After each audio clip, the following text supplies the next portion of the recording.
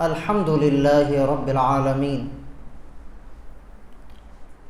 والصلاة والسلام على سيد الأنبياء والمرسلين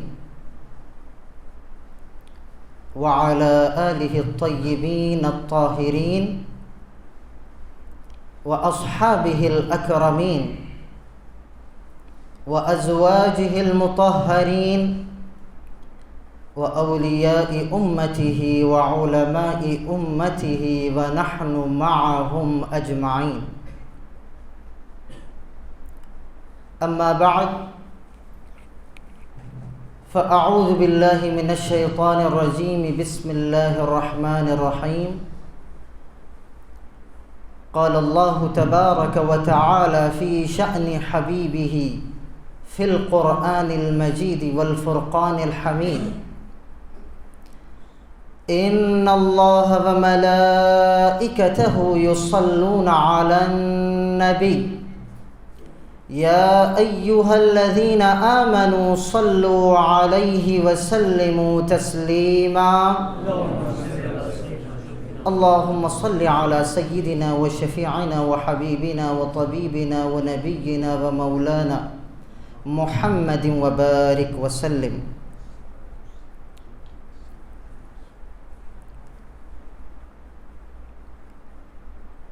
السلام علیکم ورحمۃ اللہ وبرکاتہ.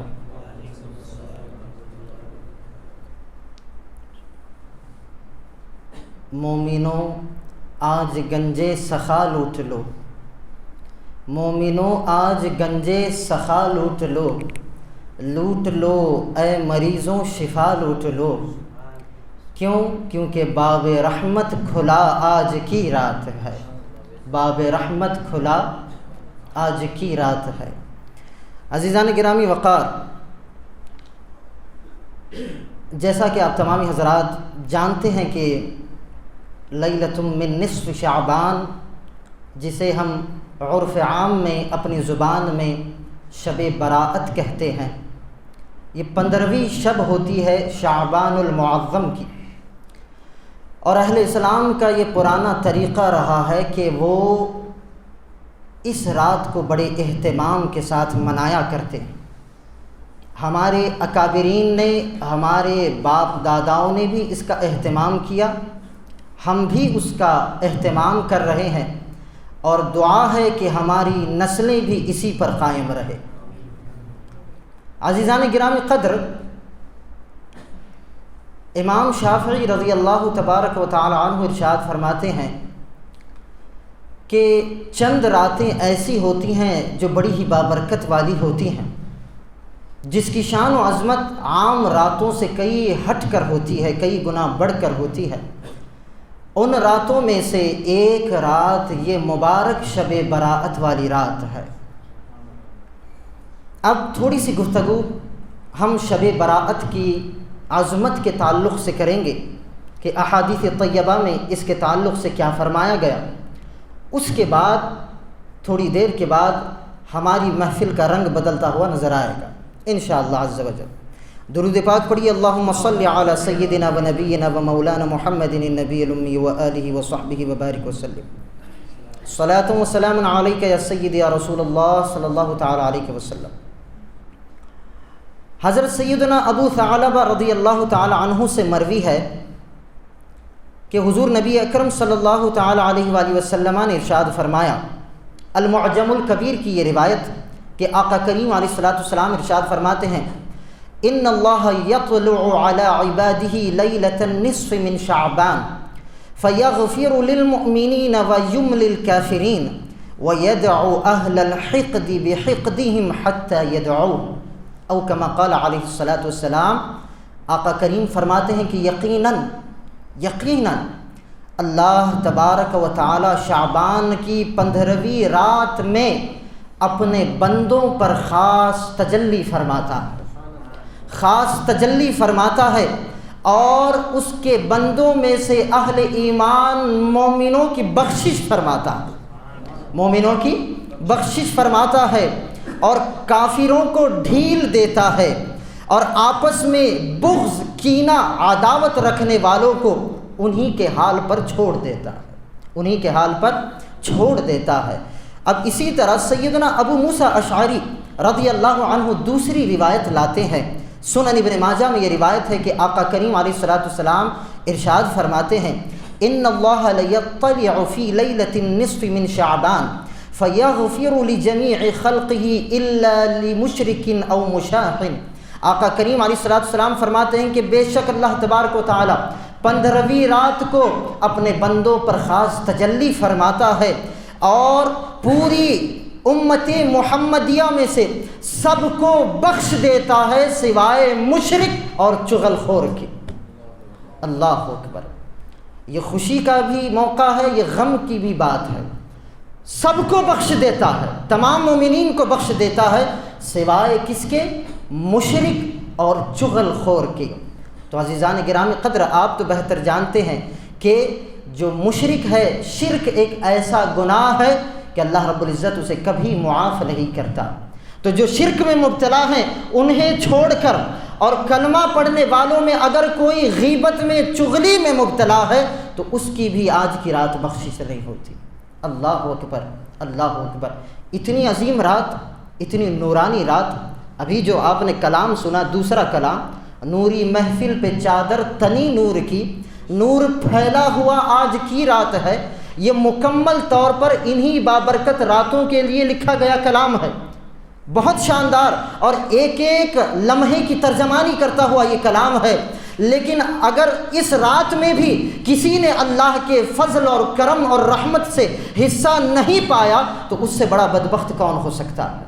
یہ مبارک راتیں ہوتی ہیں، یہ بابرکت راتیں ہوتی ہیں، اور افسوس کے ساتھ کہنا پڑتا ہے کہ آج کچھ لوگ ایسے بھی ہیں جو ان مبارک راتوں کو بھی ناجائز اور شرک و بدعت کے ناجائز فتوے لگاتے رہتے۔ استغفر اللہ، استغفر اللہ۔ پہلے ہم دلیل پر بات کریں گے، پھر آگے ان پر آئیں گے انشاءاللہ۔ اب دیکھیے اگلی روایت سنتے چلے۔ ام المومنین سیدہ عائشہ بنت صدیق، عائشہ صدیقہ رضی اللہ تبارک و تعالی عنہ روایت کرتی ہے۔ سنن ترمذی شریف میں یہ روایت ہے کہ ایک مرتبہ صحاح ستہ میں سنن ترمذی کا جو شمار ہوتا ہے، جو قرآن مجید کے بعد حدیث کی 6 صحیح ترین کتابیں ہیں نا، ان میں سے ایک کتاب کون سی ہے؟ جامع الترمذی، جسے سنن ترمذی بھی کہا جاتا ہے۔ اس میں یہ روایت موجود ہے۔ کیا روایت ہے؟ سیدہ عائشہ صدیقہ فرماتی ہیں کہ ایک رات آقا کریم علیہ الصلوۃ والسلام میرے بستر پر آرام فرما رہے تھے۔ میں نے دیکھا رات میں وہ آرام کر رہے تھے، پھر میری نیند لگ گئی۔ پھر تھوڑی دیر کے بعد جب میں بیدار ہوئی اور میں نے دیکھا تو آقا کریم اپنے بستر پر تشریف نہیں تھے، آپ وہاں پر تشریف فرما نہیں تھے، یعنی بستر سے اٹھ کر چلے گئے تھے۔ تو ام المؤمنین سیدہ عائشہ صدیقہ رضی اللہ تبارک و تعالی عنہا نے جب آقا کریم علیہ الصلوۃ والسلام کو اپنے بستر میں نہ پایا تو آپ باہر، گھر کے باہر نکلی تلاش کرنے کے لیے کہ تاجدار دو عالم کہاں ہیں۔ تو اتنے میں آپ کیا دیکھتی ہیں کہ آج کی رات تھی، وہ 15ویں شعبان کی شب تھی، تو اس رات میں آقا کریم بستر سے اٹھے اور کہاں تشریف فرما ہے؟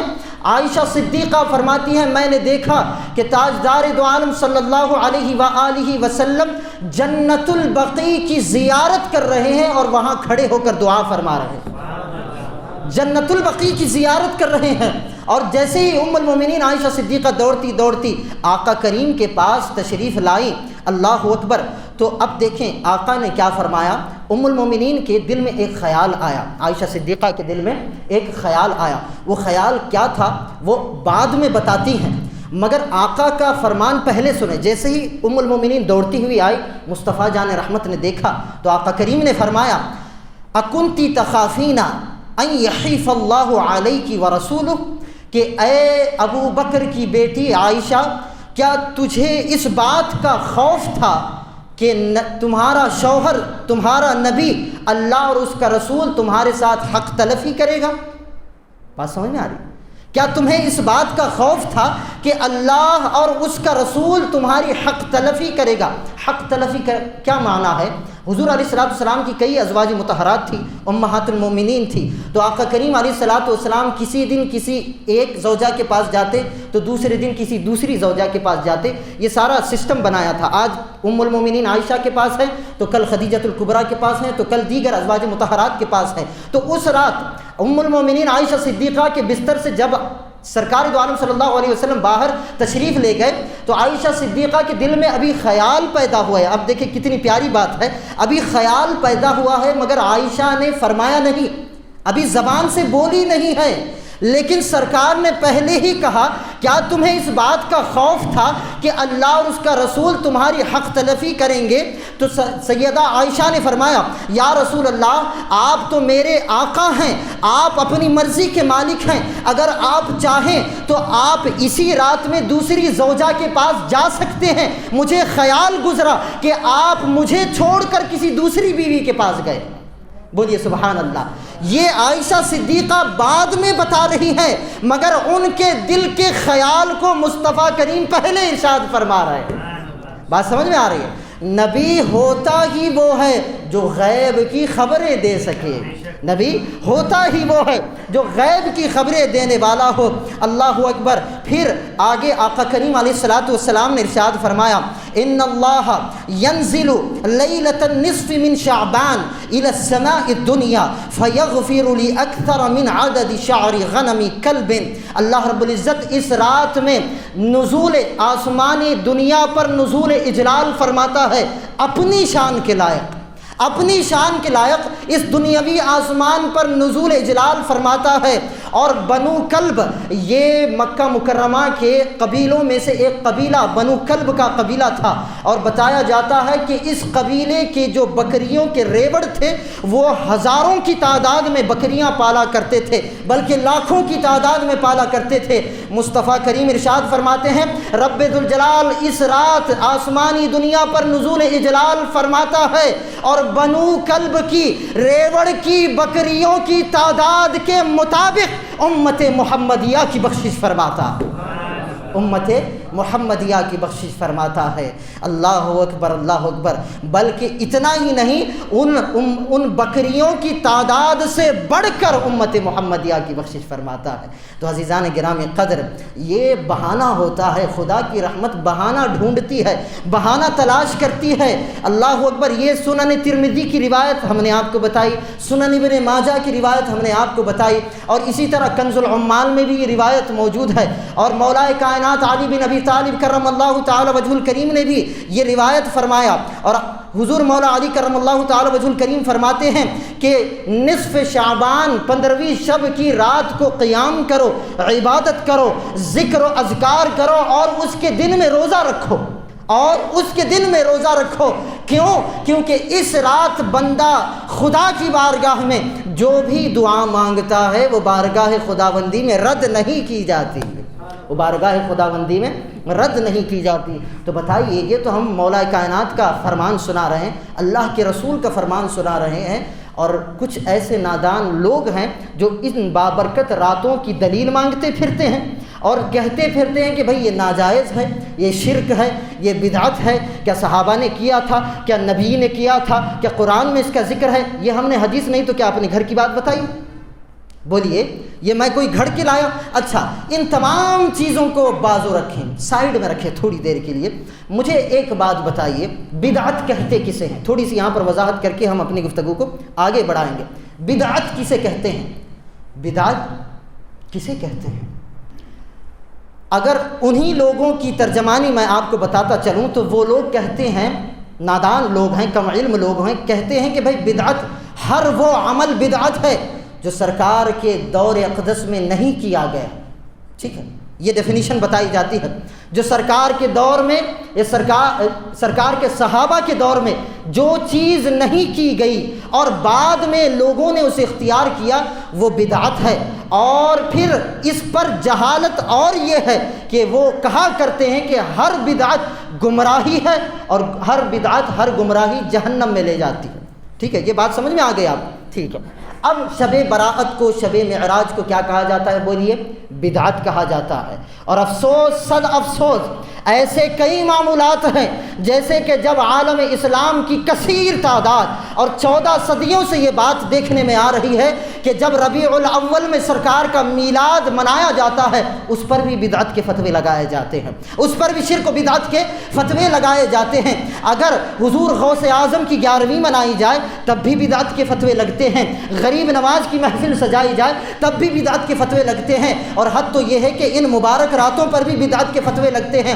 تو کہنے کا یہ مقصد ہے، کہا یہ جاتا ہے کہ یہ وہ عمل ہے جو سرکار کے دور میں نہیں ہوا کرتا تھا اور اب ہو رہا ہے، لہٰذا اسی لیے بدعت ہے اور ہر بدعت جہنم میں لے جانے والی ہے، یہ کہا کرتے ہیں نا۔ اب مجھے ایک بات بتائیے، کئی ایسے اعمال ہیں جو سرکار کے دور میں نہیں ہوا کرتے تھے، سرکار کے دور میں نہیں تھے، صحابہ کے دور میں نہیں تھے، تابعین کے دور میں نہیں تھے، آج ہم لوگوں نے ان اعمال کو اختیار کیا ہے، اور یہ سوچ کر نہیں کہ یہ کوئی معمولی عمل ہوگا، اسے دین سمجھ کر ہم نے اختیار کیا ہے۔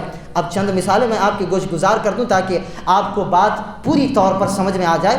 اب یہ جس مسجد میں ہم بیٹھے ہیں اس میں پورا سیمنٹ کا کام کیا گیا ہے، ٹھیک ہے، اس میں اینٹیں بھی لگی ہیں، سیمنٹ بھی لگے ہیں، اور سلیب بھی موجود ہے، گنبدیں بھی بنی ہیں۔ مجھے ایک بات بتائیے، کیا سرکار کے دور میں ایسی مضبوط ترین مسجدیں ہوا کرتی تھیں؟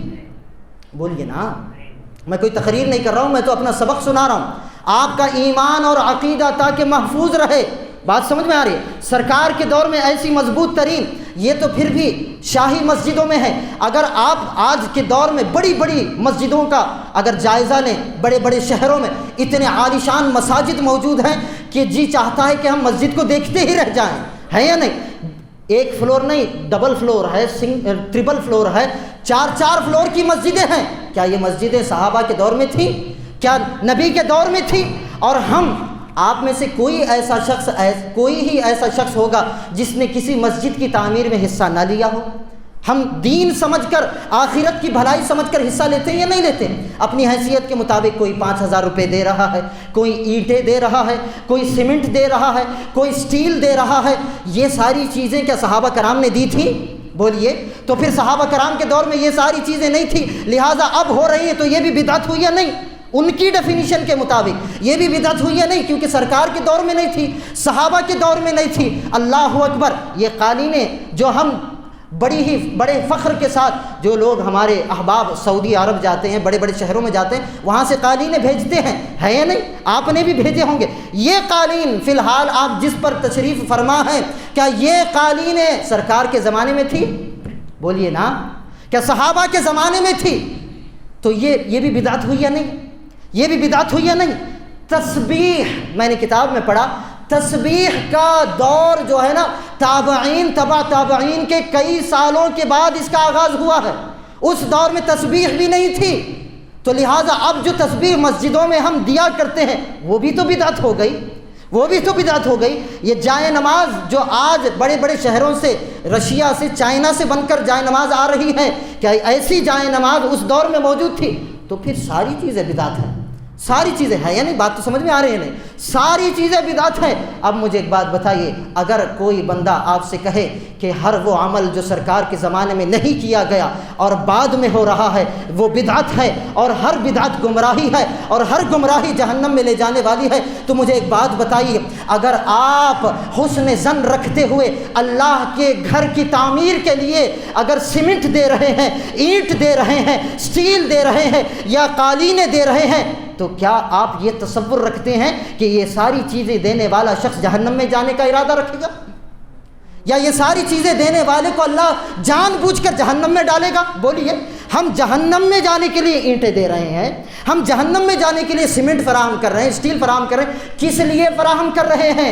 ارے دنیا سے بڑا ہی دنیا دار انسان بھی ہو، شرابی بھی ہو، سود خور بھی ہو، بڑا ہی بدبخت بھی کیوں نہ ہو، جیسے ہی اس کے علم میں آتا ہے فلاں جگہ مسجد بن رہی ہے تو وہ کچھ نہ کچھ رقم لے کر پہنچ جاتا ہے، کس لیے؟ کہ ہو سکتا ہے کہ یہی عمل میری نجات کا ذریعہ بن جائے۔ تو عزیزان گرامی قدر، ہر وہ عمل جو سرکار کے دور میں نہ کیا گیا یا صحابہ کے دور میں نہ کیا گیا اور بعد میں کیا جا رہا ہے، ہر وہ عمل بدعت یا گمراہی نہیں ہوتا۔ ارے بدعت وہ عمل ہوتا ہے جو سرکار کے دور میں نہ تھا مگر قرآن و حدیث سے وہ ٹکراتا بھی نہ ہو۔ بات سمجھ میں آ رہی ہے؟ اگر آج کے دور میں اگر ہم یہ قالینیں پیش کر رہے ہیں تو مجھے بتائیے، کیا یہ حرام ہے، یہ ناجائز ہے؟ قرآن میں اس کی ممانعت آئی ہے، حدیث میں اس کی ممانعت آئی ہے؟ یہ ایسی عالیشان مسجدوں کو منانے کی ممانعت آئی ہے، علماء کرام نے جب تاکید فرما دی اور دستخط فرما دی تو پھر وہ جائز ہو جاتی ہے تو عزیزان گرامی قدر نادان ہیں وہ لوگ جو ایسی بابرکت راتوں کو شرک و بدعت کہتے پھرتے ہیں۔ یہ تو بہانہ ہے، یہ مبارک راتیں رب ذوالجلال کی بارگاہ سے عطا کردہ ہیں۔ وہ کیوں عطا کردہ ہے کہ اے میرے بندو، سال بھر تم نے بڑی ہی بدماشیاں کی ہے، بڑی ہی گناہ کیے ہیں، بڑی ہی نافرمانیاں کی ہیں، آؤ ہم تمہیں ایسی رات دیتے ہیں کہ تم سال بھر گناہوں میں اگرچہ کہ مبتلا ہو، سچے دل سے اس رات کی تعظیم کر لینا اور 2 رکعت نفل نماز پڑھ کے توبہ کر لینا۔ میں غفور الرحیم ہوں، معاف کرنے والا ہوں، میں غفور اور رحیم ہوں، معاف کرنے والوں ہوں۔ اللہ اکبر۔ مجھے بتائیے یہاں پر ہم بیٹھ کر کوئی بزنس کی ڈیل کر رہے ہیں، کوئی دنیا کی لین دین کی باتیں کر رہے ہیں، نعوذ باللہ کوئی حرام بات ہو رہی ہے یہاں پر، کوئی تنتر منتر پڑھا پھونکا جا رہا ہے؟ نہیں، کیا ہو رہا ہے؟ درود و سلام پڑھا جا رہا ہے، نعت رسول پڑھی جا رہی ہے، سرکار کا ذکر ہو رہا ہے۔ تو یہاں پر کیا شرک ہو رہا ہے، کیا بدعت ہو رہی ہے؟ بات سمجھ میں آ رہی ہے؟ اپنے ذہن کو صاف رکھیں اور ایسے نادانوں سے خود کو بھی بچائیں، اپنے خاندان کو بھی بچائیں۔ اور کہتے ہیں کہ ہم تفرقہ ڈال رہے ہیں، یہ ہیں وہ نادان لوگ جو تفریق پھیلا رہے ہیں اور امت محمدیہ کے اتحاد اور اتفاق کو توڑنے پر تلے ہوئے ہیں۔ اللہ اکبر، اللہ اکبر۔ تو عزیزان گرامی قدر، ان تمام چیزوں کو سمجھیں۔ یہ گویا کہ اللہ رب العزت چانس عطا فرما رہا ہے کہ بندو چلو ہم نے تمہیں چانس دیا، وہ ہماری پکڑ کر کے کیا کرے گا؟ وہ تو چاہتا ہی ہے کہ اس کے حبیب کی امت جو ہے وہ کسی نہ کسی بہانے کے تحت وہ بخشی جائے اور مغفرت اس کا ساز و سامان بن جائے۔ بات سمجھ میں آ گئی؟ یہ تھوڑی سی گفتگو ہم نے شب براءت کے فضیلت کے تعلق سے آج رات تھوڑی سی عبادت کر لیں، 2-4 رکعت ہی پڑھ لیں۔ میں یہ نہیں کہہ رہا کہ رات بھر کھڑے ہونا ہے، رات بھر بھی کھڑے ہوں گے تو آپ کی مرضی ہے۔ اللہ اکبر، درود و سلام پڑھیں، استغفار پڑھیں، دعا مانگے۔ اللہ اکبر۔ روایتوں میں آتا ہے کہ اللہ رب العزت جب نزول جلال فرماتا ہے، ہر رات میں نزول جلال ہوتا ہے، ہر رات کے پچھلے پہر میں اللہ رب العزت آسمانی دنیا پر تشریف لاتا ہے اپنی شان کے لائق، لیکن ہر رات کا معاملہ اور ہے اور ان بابرکت راتوں کا معاملہ اور ہے کہ ان مبارک راتوں میں رب ذوالجلال مغرب کے ہوتے ہی، آفتاب کے غروب ہوتے ہی طلوع آفتاب تک اس آسمانی دنیا پر نزول جلال فرماتا ہے اور کہتا ہے کوئی مغفرت طلب کرنے والا؟ اللہ اکبر۔ ہے کوئی بخشش کا طلبگار؟ ہے کوئی مغفرت طلب کرنے والا کہ ہم اسے بخشش کا پروانہ دے دیا جائے، ہماری بارگاہ سے اسے بخشش اور مغفرت کا ساز و سامان دے دیا جائے؟ اور فرماتا ہے کوئی رزق کا طلبگار کہ ہم اسے رزق حلال کے دروازے اس پر کھول دیے جائیں؟ ہے کوئی عزت طلب کرنے والا کہ اسے عزت و شہرت دی جائے؟ ہے کوئی رفعت اور بلندی طلب کرنے والا کہ اسے رفعت اور بلندی دی جائے؟ ہے کوئی دنیا و آخرت میں کامیابی و کامرانی مانگنے والا؟ ہے کوئی جو ہم سے جو چاہے مانگ لے؟ آج ہم اسے دینے پر آئے ہیں۔ اللہ اکبر۔ آج ہم اسے دینے پر آئے ہیں۔ یہ مبارک راتیں عام راتوں کی طرح نہیں ہوا کرتی، تو اس کا لحاظ رکھنا، اس کا خیال رکھنا، اس کا ادب اور احترام کرنا ہم سب پر ضروری ہے، لازم ہے۔